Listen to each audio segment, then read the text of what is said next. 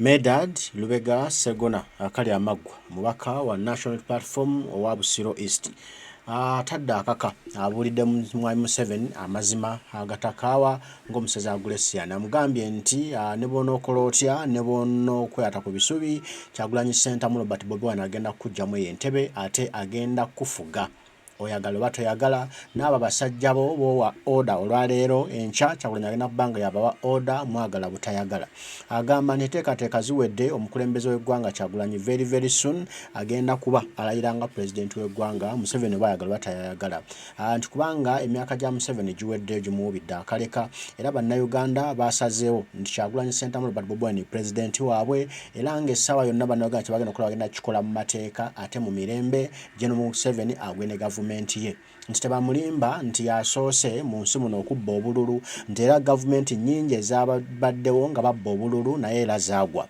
kati alowooza nti wanjawulo waki kwabo era alowooza abo ki ekyabasuula ate nga nabo baali babbi ba bululu teyeeyita kalanco ennyo nti obukodyo bwakozesa okubba obululu era obukodyo bugenda okumujja wano agambye nti ate kati bagezi nnyo aba National Platform bali so sophisticated mu buli nsonga yonna era bamuwadde gabuwa agira asiba byasiba ali byatannaba kulya akute asobole okuba nti nno waavira mu ntebe bataluluma nti ate kino navuddemu nga sikiridde nti musajja wa mululu nnyo myaka 4 gy'amaze mu ntebe azobanga byatannaba kulya kukkuta naye n'olwekyo alye byalya akkute bulungi asobole okuba nti nno Kyagulanyi waalayirira ajja kuba kkuse kubanza obutaddamu kubirya n'afa ekiziiro oba n'afa pressure nezimukuba eri kale katufune Medard Ssegona Awereza ng'abuulira Museveni olw'ekikolwa kyakoze leero okulemesa okuggulawo ofiisi za National Platform wali Makerere Kavule.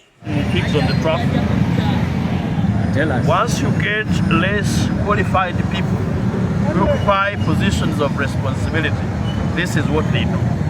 Because Museveni's government is constituted of thieves that steal from inside and out. They failed to construct a head office. They are still renting, even after mobilizing money from people. So because they have stolen their money, it is acceptable and understandable for them to be envious. I will not discuss policy issues which are going to be discussed by the President in a press briefing at 11 o'clock.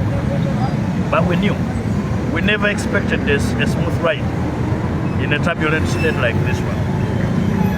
So, we shall soldier on. We shall proceed with the battle. You see, Museveni picks every Tom, Dick and Harry from the street and appoints them RDCs. They don't know what they are supposed to do. Indeed, they are idle. What are they supposed to do? I hear head of security. Are they LDUs? You get people who are not qualified to sit even an LC office, and you say, this one is head of security. So we are going to continue witnessing this. We shall continue fighting and battling because we knew this is a struggle, and this is what the word struggle means anyway.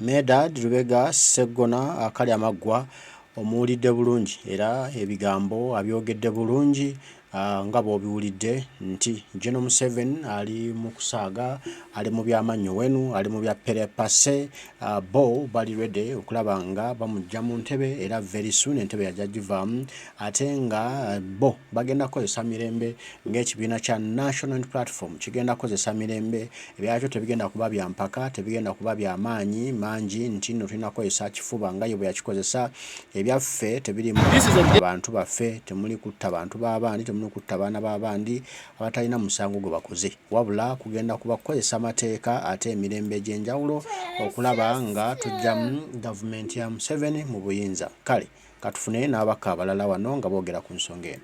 All along we've been advertising, calling for our supporters as we told them that we're going to open up our premises, head office. But based on what I'm seeing, we've come and they are not allowing us to enter there. Whoever is coming is just like forced to go away.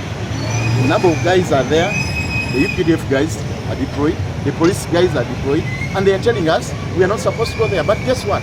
This is our headquarters, and we are supposed to launch it today. At the end of the day, we shall do it. For me, I've packed my vehicle and I'm going there. If they want to take us, they'll take us. We have no option. It's our headquarters, and we have to open it. You follow 100% that they were communicated to, only that they wanted to forge something that will cause us problems, not to open up those offices. But at the end of the day, it's up to them. For us, we've come and we are here.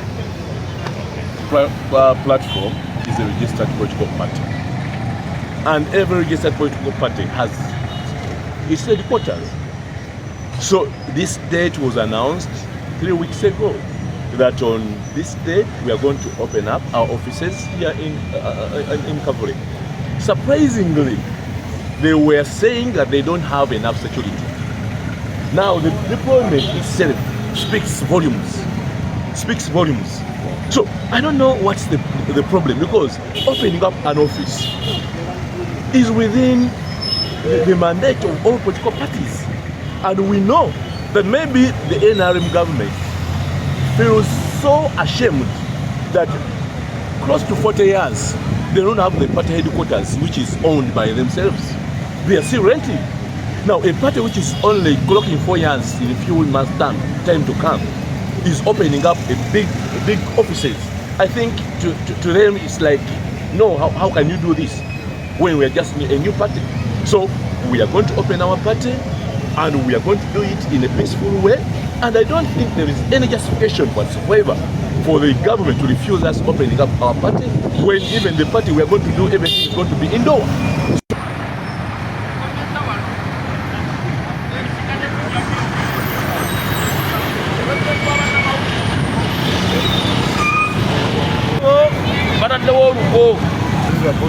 Officers have been seized by the security phones for the reasons unknown to us. It is very unfortunate that security has opted to interfere into the operations of a registered political party, wherein we don't need any notice to police that we are going to carry on such an activity as required by the Public Order Management Act and the Political Parties Act. This is a registered political party. It is unfortunate that they have opted to siege our offices and disorganize our activity to officially open our headquarters. Olunaku terubadde lwangu lwa leero, olunaku lutambudde bwe lutyo, lwa bisiriko, lwa binnya, lwa bampu, lwa kubuukabuuka. Naye omukulembeze Kyagulanyi Ssentamu nga wali omukulembeze ategeezezza nti tagenda kusika mugwana bano kabaleke muzeeyi kamuwe wiini. Museveni yewaani agende nga abuukabuuka nti mbawangudde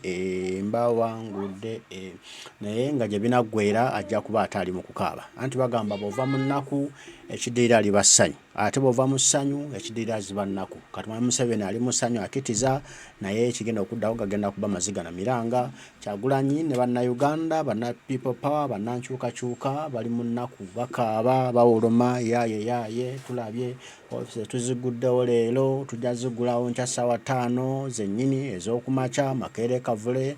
Kati tukoze tutya?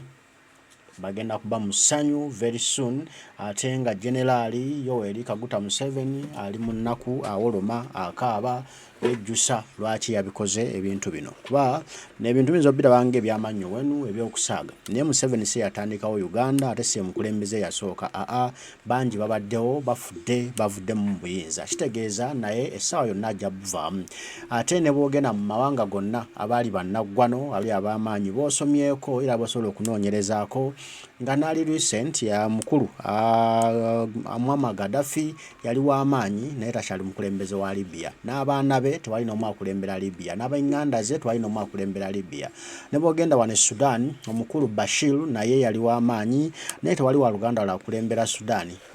Bantu balala nnyo abagikulembera, ne be yali ateeseteesa bali mu ddirambigere tewali n'omu atudde mu ntebe y'e Sudan. N'olwekyo Mwami Museveni ye tayita ow'enjawulo, teyayita omugezi ennyo, wadde abaddewo emyaka mingi 50 ng'alimbye obukulembeze bw'eggwanga Uganda, naye kimuwa garanti nti neera abantu bajja okukulembera Uganda. Asaaga ate alimba.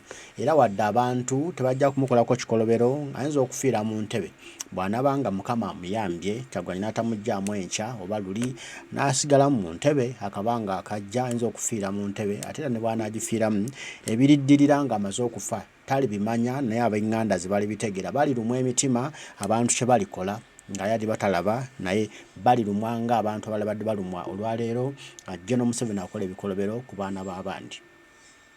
Office teziguddwawo leero za nkya ssaawa 5 ffenna Makerere Kavule gamba munnagambe muganda wagambe jjajja wagambe ssenga wagambe kibadeewe nti tugenda Makerere Kavule lunaku lwa nkya ffenna tubeeyo n'omukulembeze Kyagulanyi Ssentamu Robert Bobi Wine. Bataayi mbaagala nnyo mwe bali kubaako mwe bali kutwagalanga mwe bali kutugobereranga mwe bali kubanga naffe tusiima byemukola era tweyama naffe nti tugenda ganoonyanga amawulire yonna gye gali tugeete nga tugabawe musobole okutambulanga n'okumanya musobole okutambulanga n'okutegeera biki ebigenda mu maaso mu ggwanga lyammwe Mungu abankuumire bataayi mweraba.